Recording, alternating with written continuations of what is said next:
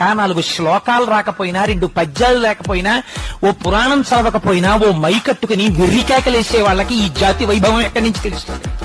చదివితే తెలుస్తుంది. నీకు రామాయణంలో ఒక శ్లోకం చదవడం వచ్చా? నీకు రామాయణంలో ఒక శ్లోకానికి అర్థం చెప్పడం వచ్చా? నీకు చేత కాదు. నువ్వు నా జాతిని నా మతాన్ని విమర్శించగలిగిన మొనగాడివా? మైక్లో ఎక్కడి నుంచి వచ్చింది నీకు ఈ కలేజా?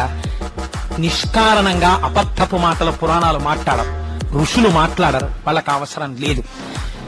నిరూపింపబడ్డాయి. అనవసరపు విషయాలు ప్రస్తావన చేసిన వాళ్ళు లేరు. రామదాసు గారు విమానంలో వెళ్లిపోతే భద్రాచల క్షేత్రం వచ్చింది. రమణ మహర్షి ఆత్మజ్యోతి కొన్ని వేల మంది చూస్తుండగా అరుణాచల శిఖరాల్లో కలిసిపోతే అరుణాచల వైభవం కనపడింది. కేంద్ర ఆర్థిక మంత్రి అంతటి వాడు ప్రదక్షిణం చేస్తున్నప్పుడు జ్యోతి రూపంగా కనపడితే స్థాణువై నిలబడిపోయాడు. ఎంత మందికో ఎన్ని రకాలుగానో స్వామి దర్శనమిచ్చి